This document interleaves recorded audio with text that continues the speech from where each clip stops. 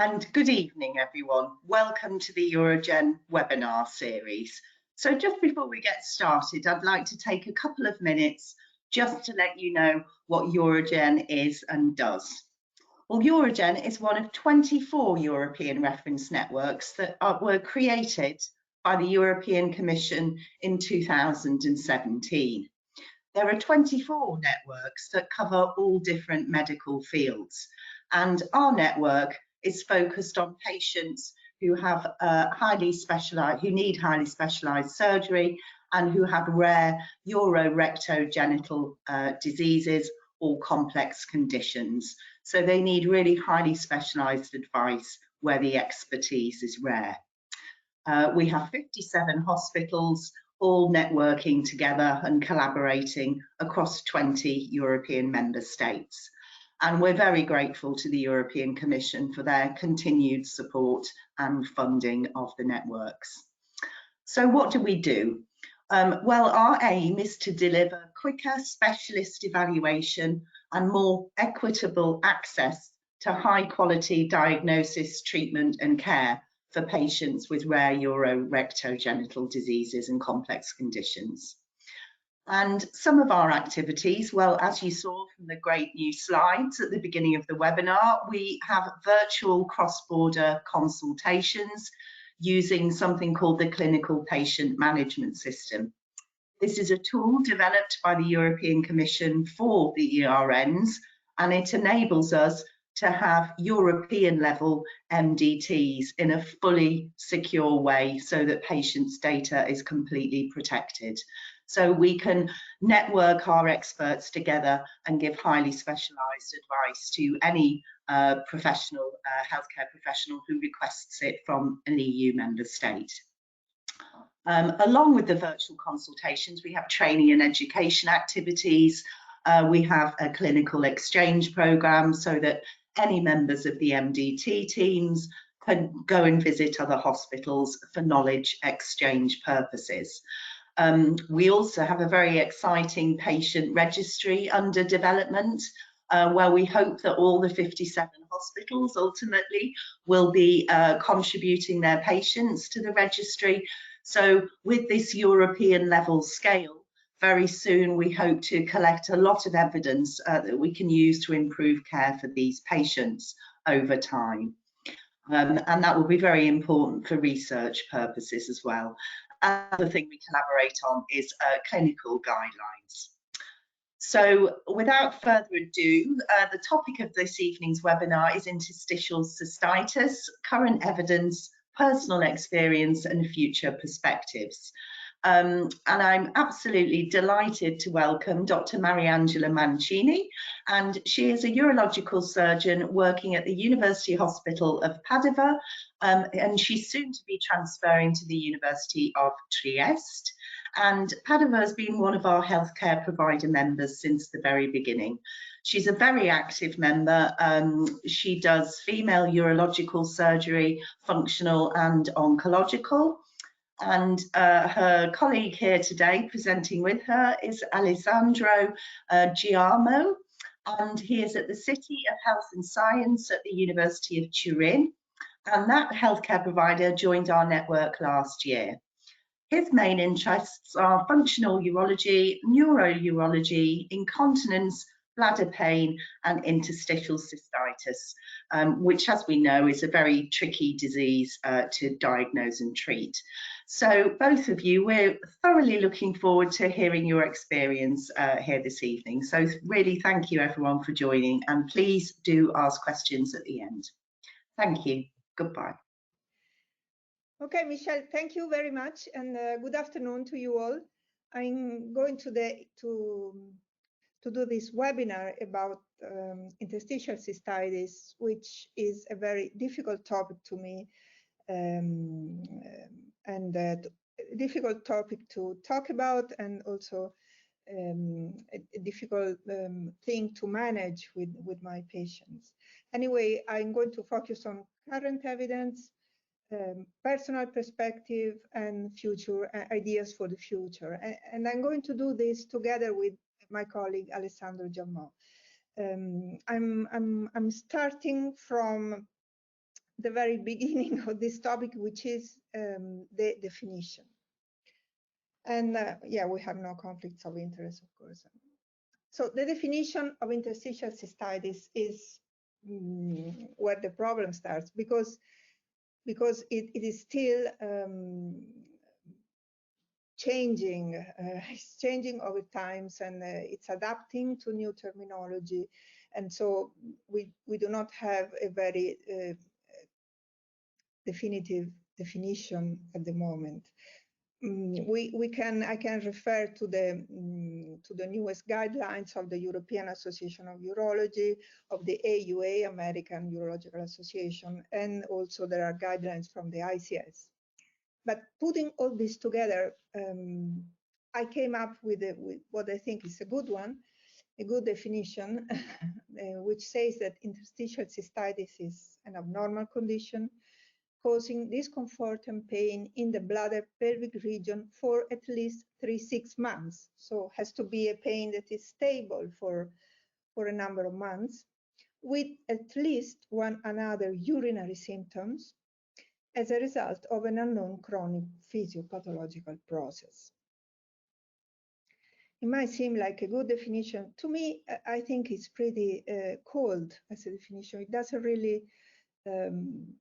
really give you an idea of what the problem is with this disease. But if we take some words out of this definition and we put them together, now we start to get more colors. Like we say that it's an abnormal condition, is associated with bladder pain, is associated with urinary symptoms, is chronic, and is due to an unknown process. So now the definition starts to become a little bit deeper. And if we go from this definition to a real life situation, we could, for example, get something like this. This is a painting that was done by a patient of mine, man, who happens to be a well-known painter in Italy, and he sent me this painting called Pain. And it is sort of a burning fire which is in front of everything else in life, and can make life really miserable. And here we go to the clinical problem associated with interstitial cystitis. And the clinical problem is linked to the fact that this disease can disrupt the patient's body image, work life, sexual life, social life, physical health, and very often mental health. It is an incurable bladder disease, which can be life-lasting, associated with destruction and permanent damage in the bladder and in the urinary system of this patient. However, we still call it a benign disease.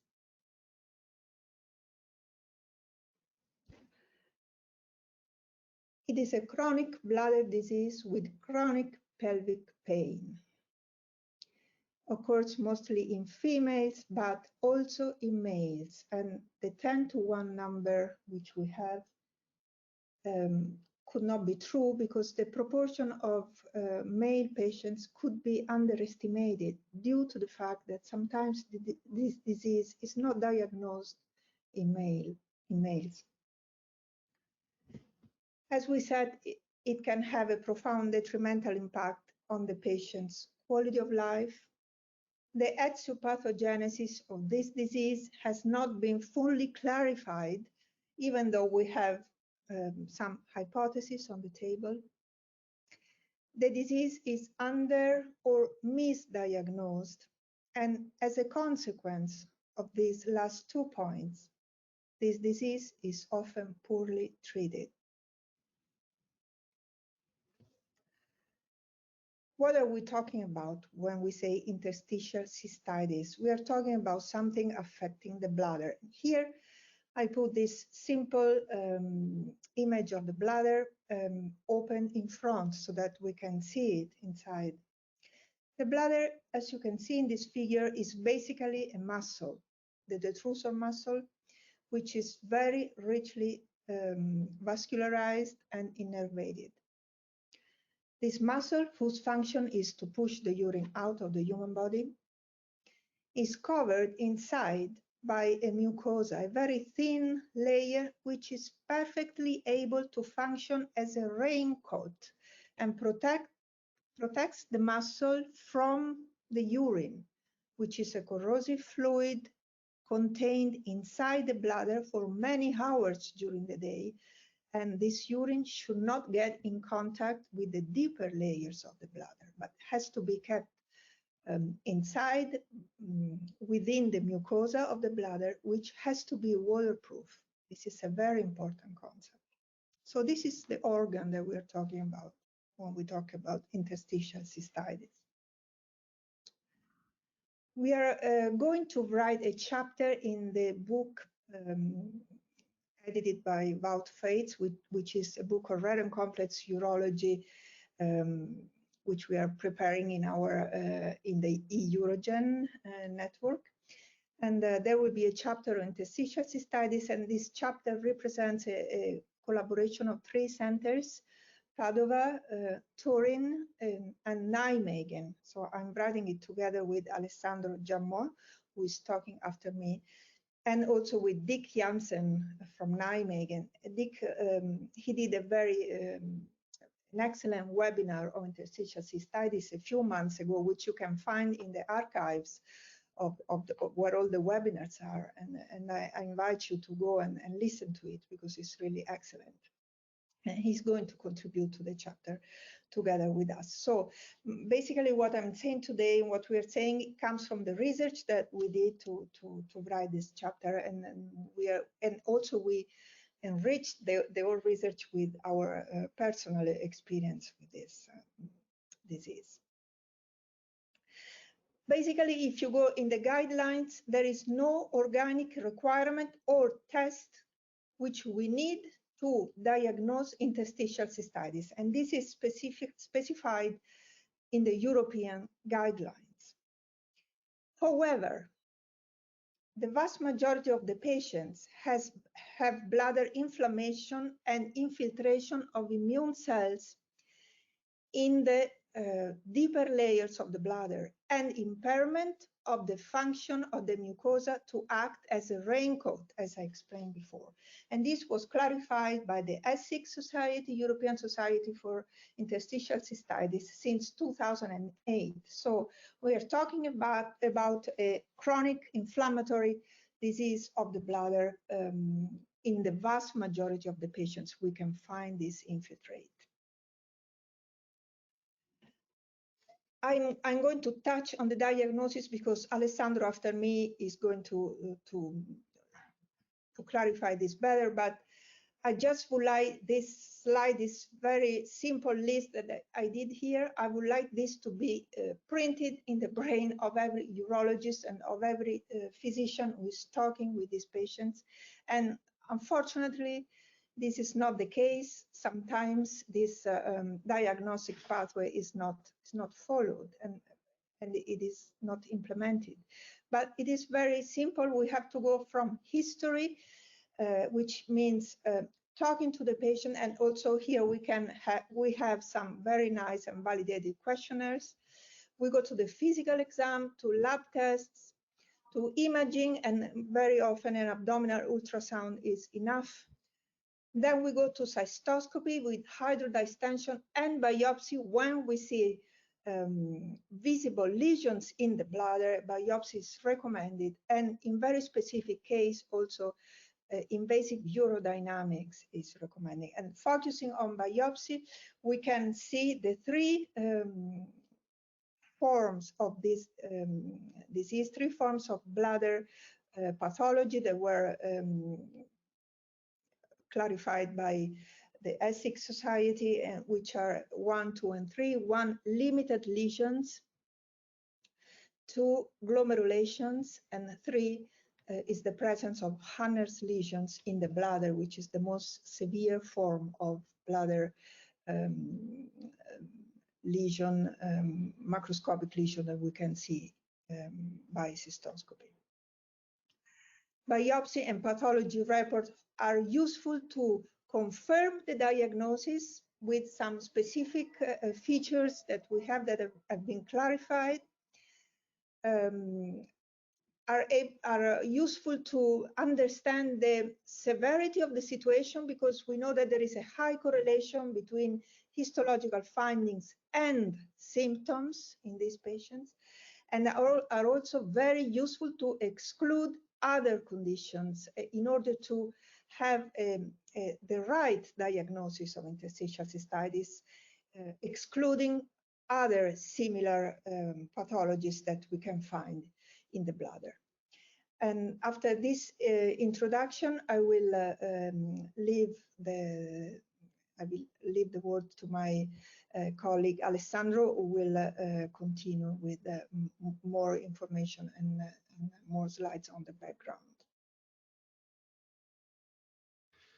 Good morning. I am Alessandro Giammò. I am a neuro-urologist and I work in Turin, Department of Neuro-Urology.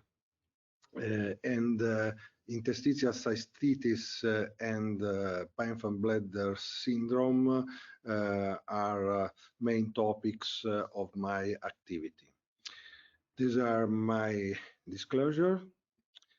Then I want to start my presentation from the terminology that we use to define this condition. This terminology changed in the past and changed in the last year. I want to start from the definition of chronic pelvic pain, that is a big umbrella that means is defined as a chronic or persistent 3-6 months pain perceived in structures related to the pelvis. If the pain is associated with a well-defined classical pathology, such as infection or cancer or calculi, we speak about chronic secondary pelvic pain syndrome.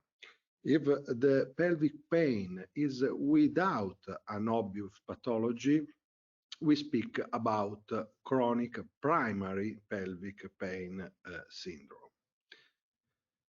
Then the term syndrome suggests that although peripheral mechanism may exist, plays a more important role central nervous system neuromodulation and systemic involvement and association, such as chronic fatigue syndromes, fibromyalgia, or Sjögren syndrome. All syndromes named central sensitization syndromes. In chronic primary pelvic pain syndrome, it's recognized that the end organ where the pain is perceived may not be the center of pain generation. It's thought that probably the pain shifted to the central nervous system in the so-called condition centralized neuropathic pain state. This could explain why tissues damage is not usually found in these conditions. Then, in chronic primary pelvic pain syndrome, when the pain is localized to more than one organ site, we use the term of generic chronic primary pelvic pain syndrome. Then, when the pain may be focused within a single organ, terminology considered the end organ related to the pelvis, and we speak of primary bladder pain syndrome. Then, in accordance with the new international classification of disease, other terms that have been used in the past, including interstitial cystitis, painful bladder syndrome, and PBS or BIPS-IC, are no longer recommended. Nevertheless, the definition of the disease to date remained the one proposed by the International Society for the Study of BPS, ESIC, in 2008. And ESIC defined the primary bladder pain syndrome as a chronic pelvic pain, pressure, or discomfort perceived to be related to the urinary bladder, accompanied by at least one of other urinary symptoms, such as persistent urgent to void or frequency. A confusable disease as the cause of the symptoms must be excluded in this definition. Then the diagnosis of these conditions remains one of exclusion.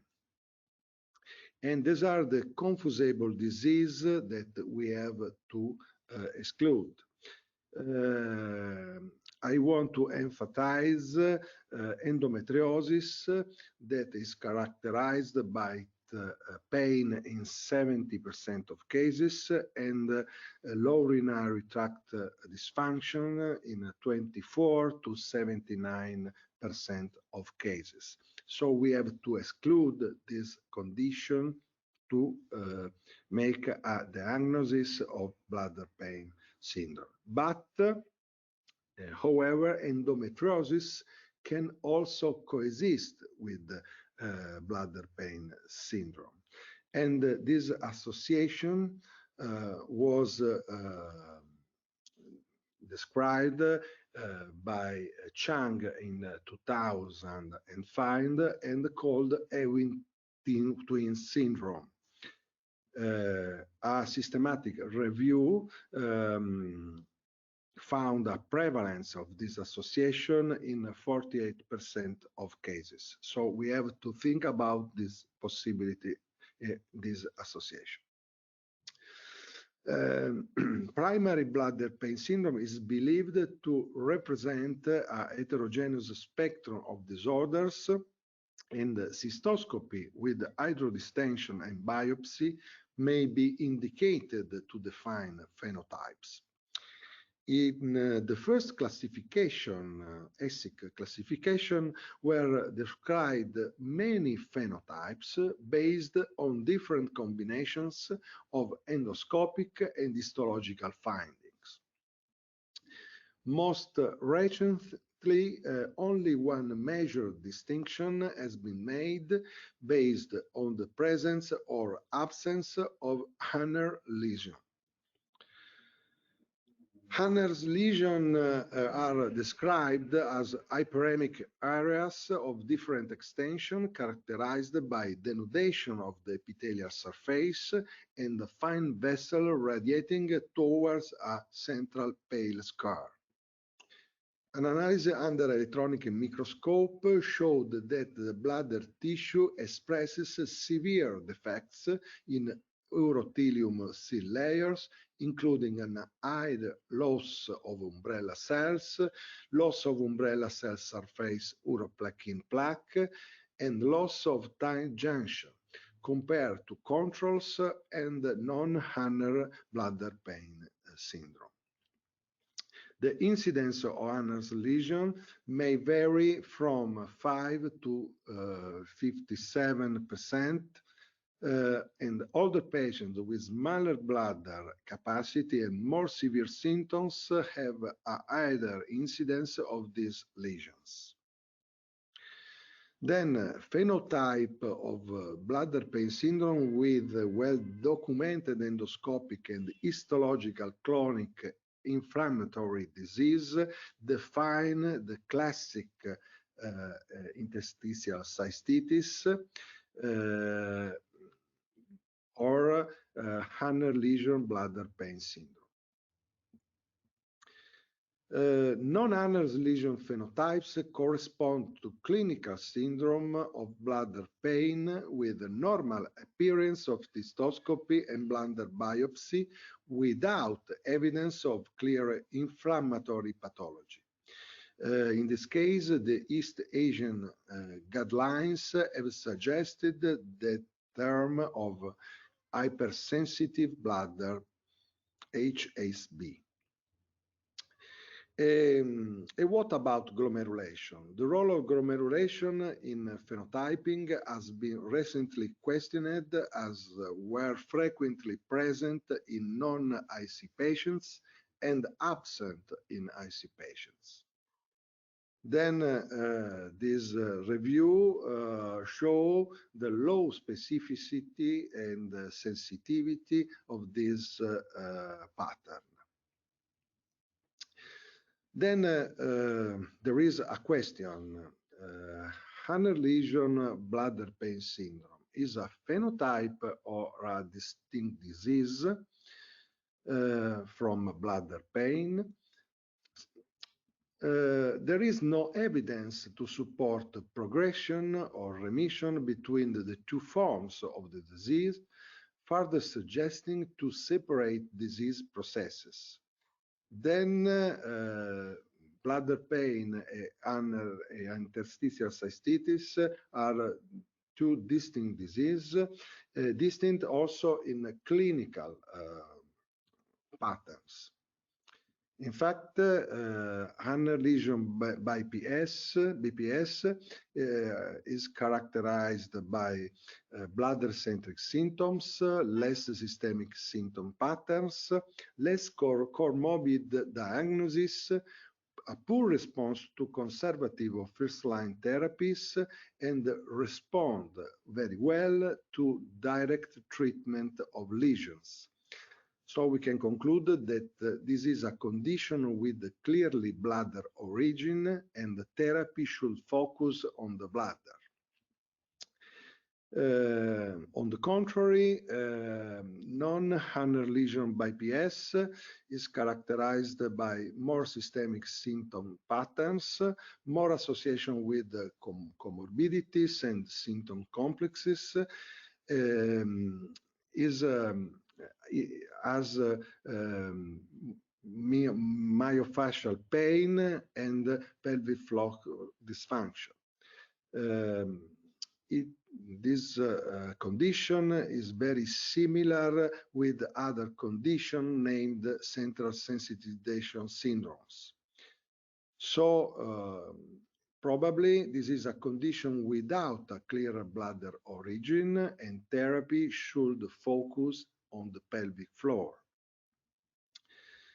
In men exists bladder pain syndrome, and men are frequently with a wrong diagnosis before the correct diagnosis, having prostatitis, benign prostatic enlargement, or epididymitis. Among men with BPS, sexual dysfunction is prevalent in 71% of cases. BPS is often associated to chronic prostatitis also. Some have argued that the pathophysiology of the two diseases overlaps, but a significant distinction is that IC by BPS implies bladder involvement. Was found an overlap between IC BPS and chronic prostatitis syndrome in about 17% of patients. So how we can approach this disease? To facilitate a diagnosis pathway and follow-up, we elaborated a personal standardized system. We elaborated a chart with 12 items, each considering a peculiar aspect or domain of the disease. The first box investigates through a simple mixturation diary for 3 days, daytime frequency, nighttime frequency, and bladder functional capacity. By definition, such urinary symptoms are always present in these patients, and the improvement of these symptoms is a goal of the treatment. The second box investigates pain through a visual analog scale. By definition, pain is always present in this pathology, and pain relief is the most important goal of the treatment. The third box analyzes the prevalence of pain with respect to the LUTs. In some cases, the main problem is only pain. In other cases, also LUTs. Knowing this prevalence is important in deciding treatment. Often, after treatment, this relationship changes. Perhaps treatment reduces the pain, but the LUTs remain. And in this case, LUTs treatment become the new goal.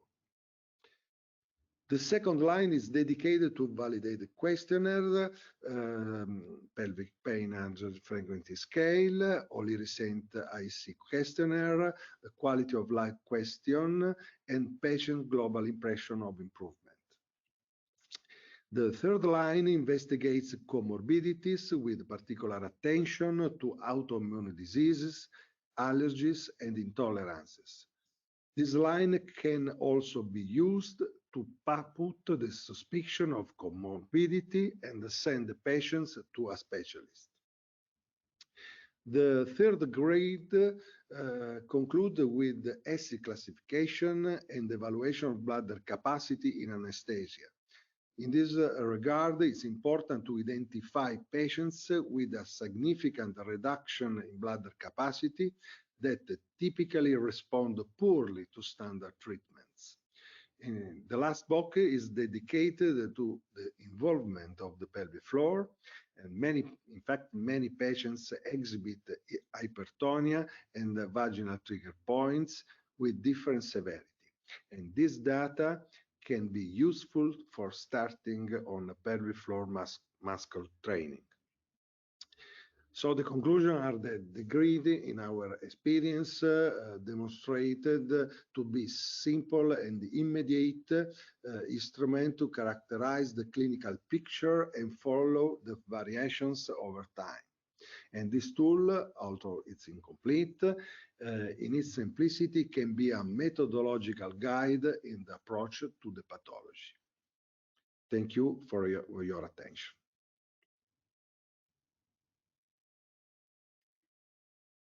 Okay, thank you very much, Alessandro. I'm going to go back on some points now from my part, and then I'm going to wrap this talk up and also give you some take-home messages. Here we go again to the bladder, and I just want to show you some personal slides, personal cases that I treated, and also I'm showing you an image that I got from Dick Jansen. This is a image that is part of the chapter that we are writing together, and he sent me this nice image of the different cystoscopic lesions that we can see. As you can see here, we go from, I don't know if I have a pointer. Okay, here it is.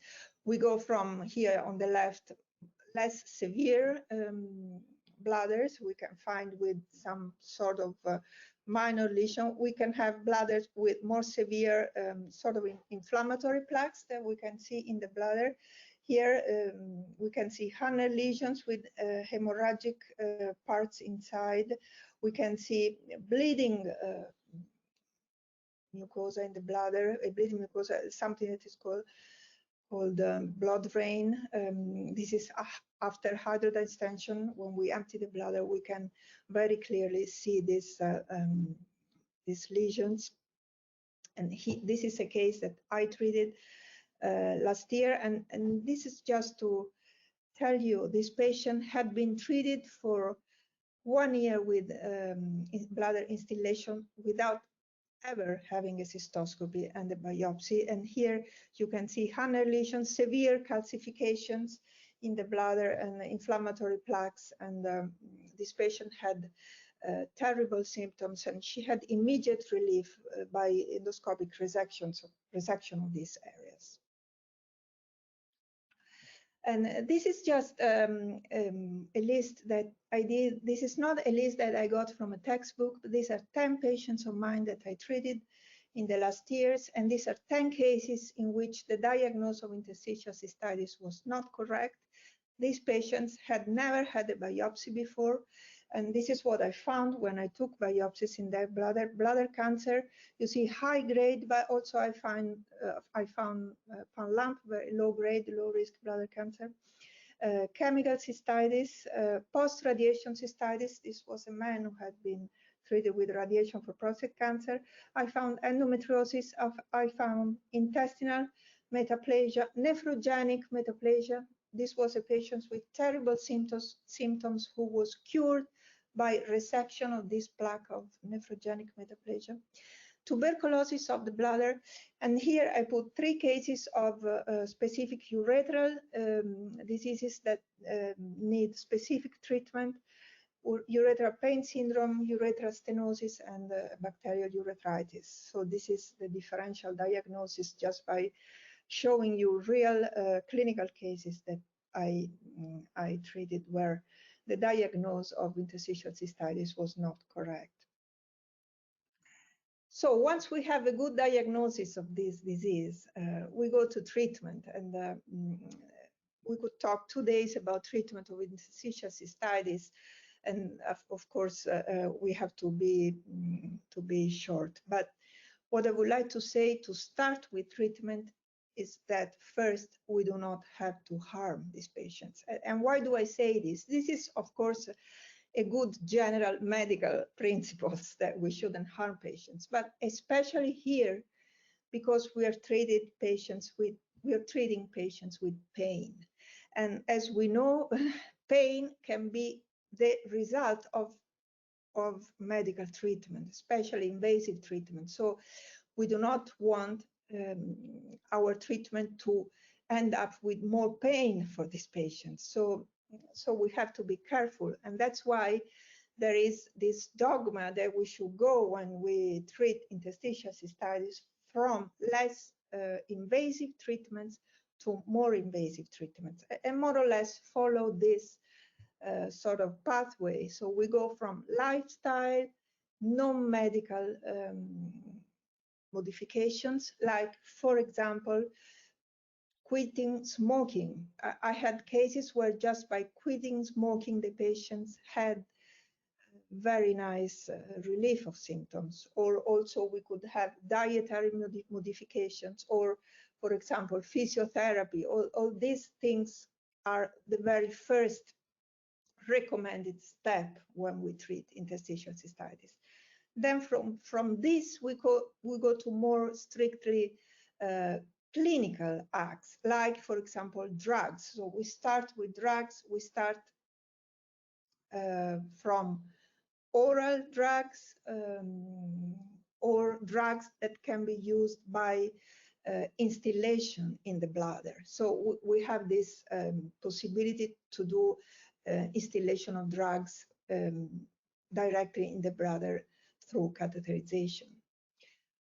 From drugs, we can go to procedures, invasive procedures, like, for example, botulinum toxin injections, neuromodulation, or other more recent procedures that I'm going to show you in a minute. And from procedures, we can go, or sometimes also at the same time, we can go to endoscopic resection of lesions that we can see in the bladder, like the one that I showed you before. Endoscopic resection or diathermocoagulation of inflammatory plaques in the bladder. And the very last step is surgery. So surgery, I show you what surgery means is everywhere you go and read about interstitial cystitis, surgery is considered the last step, when everything else has failed, which sometimes can mean years, okay? Years of pain for some cases, before we get to surgery. And this is a little bit the dogma, but today with you, I would like to be a little bit provocative and sort of challenge this dogma and see what is the evidence about surgery being the very last step in treatment of interstitial cystitis. Surgical treatment of interstitial cystitis involves demolitive surgery of the bladder, because the bladder is the organ affected by this disease. Okay, so can be safe and effective if the indication is correct. And what does it mean? It means that there must be a repairable defect in the bladder. In a patient with highly significant symptoms, of course, we do not want to do surgery in patients with mild symptoms. Okay, so highly significant symptoms and an affected bladder. In a situation unresponsive to less invasive treatments, this is the current evidence. But when, at what point? The timing is not clear. Okay, we do not have a specific time frame to recommend surgery to these patients. An essential thing is to have a clear anatomic and endoscopic roadmap. What does it mean? The roadmap is something that says the disease is in the bladder and not, for example, in the urethra, because we do not want to remove an organ if the pain doesn't come from that organ. So endoscopic roadmap, anatomical roadmap, try to understand where the pain is and try to figure out which organ you have to remove in order to remove the pain, and when, at what point. And of course, the surgical technique has to be standardized and rigorous. Okay, we want surgeons experienced in this technique to treat this kind of severely affected patients. This is a list of the operations for interstitial cystitis that you can find in the current literature. We go from supratrigonal cystectomy and ileocystoplasty, augmentation ileocystoplasty, to total cystectomy, and in this case with external incontinent diversion, like uretero-ileocutaneostomy, or continent diversion, for example, through a Mitrofanov procedure. And in these cases, you can or cannot do a uretrectomy. And this is also a controversial point. It does not seem to be always necessary to do a uretrectomy unless the pain starts from the urethra. Okay, in these cases, you could think that it's reasonable to remove also the urethra to remove the pain trigger. Otherwise, the urethra can stay. And the final step is the most complex operation is a cystectomy with orthotopic neobladder. And we know that today we can have very nice neobladder done with ileum, like this one is an example of the Padua neobladder with nice compliance and very nice, a good quality of life when this operation is well performed and goes well. Now, what is the experience with interstitial cystitis surgery? And I want to show you this very recent abstract presented at the AUA last year. This was like a retrospective analysis of all the urinary diversions done in California in the last 7 years. Okay, 25,000 diversions with cystectomies or augmentations, mostly done for bladder cancer. This is the most common diagnosis that is associated with cystectomy. Only 35 women underwent diversion for interstitial cystitis. Only 35 over 25,000. And of these women, the complication rate was 62%, incredibly high.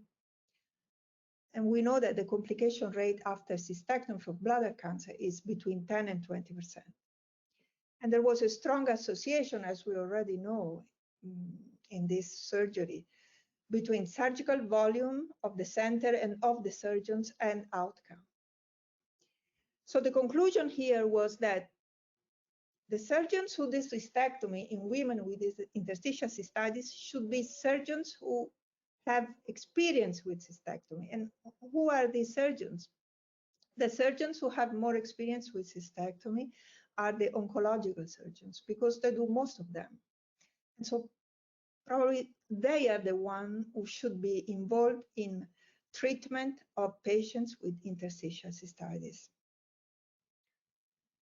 These are three of the most recent papers about surgical treatment of interstitial cystitis. This is a Japanese paper, small number of patients, but here we're talking about a subgroup in a rare disease, so we do not expect large numbers. Here they found reliable pain relief and improved quality of life after this was supratrigonal cystectomy. Another German paper, this is the paper with the longest follow-up in the world. You see 171 months of follow-up, high satisfaction rate, and few long-term complications after cystectomy for interstitial cystitis. And this one, the last one I put here, I think is a very significant systematic review that was published in 2021 on European Urology Focus. So 448 cases, not bad for a rare disease.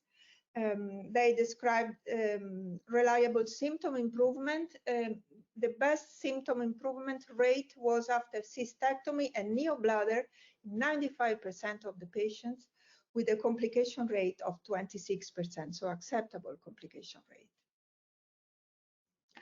One thing that I would like to stress about this systematic review is that the median time the patient had to wait to get a cystectomy and neobladder was 5 years. Median time, 5 years of waiting before getting an operation that gave 95% satisfaction rate to the patients. So 5 years of waiting. So if we want to conclude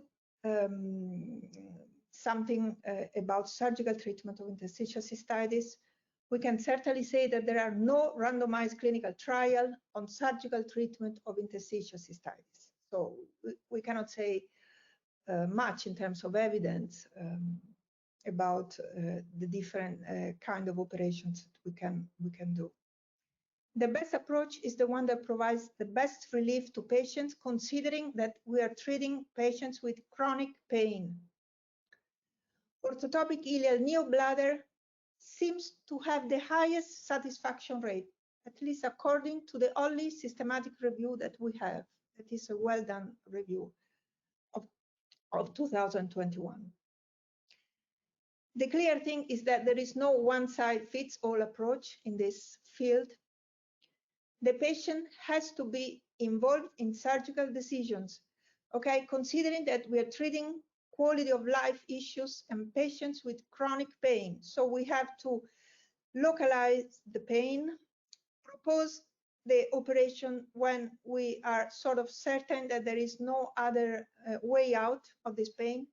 We have to discuss to the patients which are the options and which organs we want to remove, which organs we want to leave, and always put the patient in the decision talk and do a surgical plan with the patient. The patient has to be involved. Keeping always a flexible mindset and considering that we need here surgeons with experience in cystectomy. Okay, this seems to be a very important point. The very last thing I want to say today is an idea for research. I'm showing you this. This is a classical ultrastructural study that was done in 1998, in which for the first time they showed electron microscopy of the bladder smooth muscle cells. So here on the left you see smooth muscle cells with a normal phenotype, normal cells, and here on the left you see smooth muscle cells from a bladder biopsy of an interstitial cystitis patient. And you can see now with the eyes of today, we can see some things that maybe in 1998 were not so clear.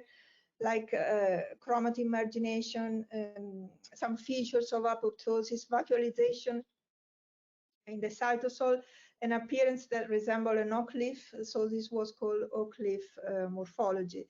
And after some more experiments, it wasn't clear if this is the etiology of interstitial cystitis or if this is only an epiphenomenon of the inflammatory process. But these electron microscopy studies are coming back. There is now this study which appeared a few months ago in Biomedicine, in which these patients were treated with PRP, platelet-rich plasma. Now it's a very fashionable sort of treatment for several situations. Do infiltration of platelet-rich plasma in the bladder. And people, they did electron microscopy before and after infiltration. And they found some interesting changes that I have magnified here. So this is high magnification. So this bar here down below is 1 micron. So you can see the degree of magnification that you get with electron microscopy. This is a unique opportunity to see the ultrastructure of these cells. And what you can see here before, so interstitial cystitis mucosa, you see the cells that are undergoing a process which is called anoikis, sort of a late stage of apoptosis. They detach from the muscular layer here, and they sort of fall in the lumen of the bladder with this degeneration of the cytosol and margination of chromatin. You see this is a very severe impairment of the cells. And this is what happens after you do instillations of PRP. You see that the bladder mucosa is reconstituted, and you can see, even not very clear in this image that I put here, but you can see tight junctions, so which means that the cells are again able to function as a barrier, as a waterproof barrier to protect the muscular layer from the urine inflammatory activity. So this is something that ultrastructure of the epithelium of the bladder is something that is really coming back, and a new hope for research in this disease. Take-home message. Okay, so I tried to put together some things that we should remember and keep in mind. So first thing, expand the diagnostic workup. There is nothing that you want to leave behind when treating such a severe disease and such a severely compromised patients, compromised from a physical point of view and compromised from a mental point of view, because I think it is not easy to live with chronic pain, sometimes for months, for years. So expand as much as you can the diagnostic workup and try to get to the right diagnosis as soon as possible. Question previous diagnosis. If a patient arrives with a label, with a diagnosis, it is not necessarily a true diagnosis, a correct diagnosis, especially if treatments are not working for months. So question the diagnosis and go back in the bladder and look again and search again. You could find some surprising things, as I found, as I showed you in that list before. Plan the options, including surgery, always with the patients. Okay, the patients have to be involved in treatment decisions and timing. Okay, propose options and timing after discussion with the patients. Remember that surgery is a safe and effective option. From the data that we have now, with the evidence that we have, seems to be a safe and effective option, but surgeons must be experienced with cystectomy. Okay, we do not want surgeons not experienced with cystectomy to do surgery on these patients. And remember that the surgeons most experienced with cystectomy are the oncological surgeons. Envision new lines of research, especially go to look to the more detailed cellular features, like, for example, the details that you can see with electron microscopy and ultrastructure. Centralized care of these patients where the experts are. So this is a rare disease. We need to send patients to experts, especially if the first treatment regimens are not working. So we need these people to be seen by experts to centralize care. And sometimes this is even not enough to be an expert in this disease. Sometimes you need to put the experts together and connect them in networks, international networks of experts, like, for example, what we are trying to do in the ERN eUROGEN. So, and with this, I leave you. I hope we gave you enough ideas and concepts to think about, and we are ready to take questions if you have any. Thank you very much. Okay, that concludes the presentations. Mariangela and Alessandro, if you can put your cameras on and unmute yourselves. Hello. So I've sent a few questions through to you. I don't know if you've seen them or not. I wish I knew how to see them. Have a questions tab in the grey fields now. So okay. So some of them you may have answered. Some of them came through quite early. You might have answered some of them, but I don't know if you want to go through yours. I don't see the question. Where I can find the questions? In the grey bars on the right hand side, you should have one near the bottom, I think, saying questions. Or maybe so I see. How do you treat your patients? What are the first, second steps? I think we answered to this with the presentation. You treat your patient. I mean, the first thing to do to have good treatment is to have a good diagnosis. So first thing to do is expand the diagnostic process and review previous diagnoses if you think they're not correct. So don't accept the previous diagnosis, but sort of recheck it. And once you have the diagnosis, you start to go from the less invasive to the more invasive treatments, considering that you must be very aware of pain and you do not want to increase it. Although the timing is not always correct, you could consider invasive procedures earlier if you see that not invasive measures that they are not working. So we sort of answer to this with the presentation. Okay, and I think just going through them in order as well. I think Alessandro, can you see the questions or not? Yes, I've seen. Yes. One question from Jane Mading is that, do you think that Hanner lesion is a separate disease? What about patients with no lesions? Patients with no lesions are clinically characterized by great involvement of pelvic floor. These are patients with trigger points, endovaginal trigger points, and the pain at the level of the pubo and muscle of the pelvic plane. So you to treat in generally, and you can obtain good results and relief with rehabilitation of the pelvic floor in these cases, associated with instillation and oral therapy. Okay. Okay. So the third one is, what is your experience with PRP?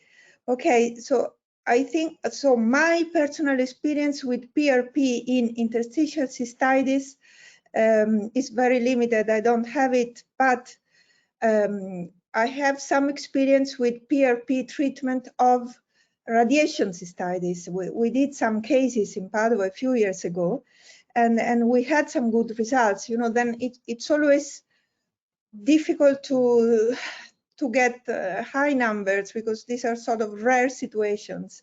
But it is certainly true that plasma enriched with platelets contains probably growth factors, sometimes even stem cells, something that can increase the reparation in many situations. For example, I reviewed a paper which was showing PRP infiltrations in the sphincter to treat incontinence, urinary incontinence. Amazing idea. It's an amazing idea, and there are some results. We have to be careful, of course, because these are only preliminary results, but the idea, it does make sense that you can have a good effect in this sort of chronic inflammatory situations. And so I find it very interesting, this concept. Also, in the weekend, I went to an andrology meeting and they were talking about PRP treatment of erectile dysfunction. So you see, it is used in several situations, and it seems to be working in different situations where the common pathological process is chronic inflammation and degeneration. So even if I do not have personal experience with PRP, I strongly think that this is an option that we should pursue, and we should go on with this line of research. Okay, Alessandro, you want to answer the next one? I want to respond answer to Jay Imaging to clarify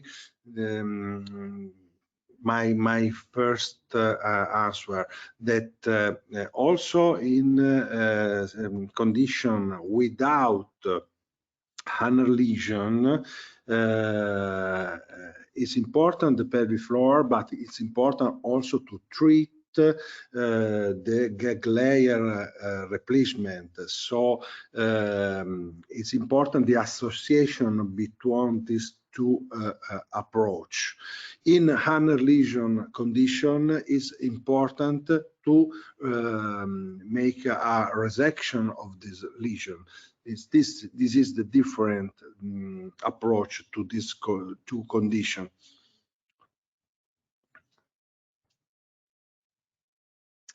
Okay, we go on. Sorry. I was just about to say, we have got quite a lot of questions. I don't think we're going to have time maybe to go through all of them. So we answer by email. Well, you can. If you want to pick maybe one or two more out, Mariangela. But what we'll do then, I will send you all of the questions via email, so then provide some answers. To pick this one, I think is. I mean, I'm ready to answer all of them by email. Of course, now it's a bit late, but only this last one, because this is a very interesting question. Is major surgery indicated if pain is already centralized? And I think this is the point I wanted to make. So when is the timing to do major surgery? Because the point here is that if it's too late and the pain is already centralized, or you get to that sort of neuropathic pain, is there a moment when surgery is too late? So like for bladder cancer, we can have early cystectomies at the right time, or late cystectomies, or too late cystectomies. And is it the same here, that we can have cystectomies too early at the right time, or too late? So when do we propose it? There is one point, we know that at one point this pain may become uncurable, even if we remove the bladder. So is it a matter of timing? And then this is a central point. That's why I'm wondering if it's really true that we should wait until the very end to propose cystectomy. I mean, I don't know, 5 years median time before having a cystectomy seems to me a very long time. And is it too late then? So this is a very nice question. And I hope if we do more studies, putting together different centers and getting more numbers, maybe we will be able to answer to this crucial question. I agree with Mariangela. Is a challenge to decide the time to surgery, but I think that is mandatory when you have a reduction of the capacity of the bladder. So in a condition of high risk for upper tract urinary when the capacity of the bladder is reduced, is lower than 200 milliliters, there is a big symptomatology, obviously, but also a high risk probably for the upper tract, urinary tract. So this is the anatomical condition for indication to the surgery, big surgery to cystectomy, and but on pain you can have a relief at the beginning of the surgery, but I know cases in which the pain come back after several months from the surgery. So probably we have to speak with the patient and say that the goal, the more important goal, is the security for the upper tract, urinary tract.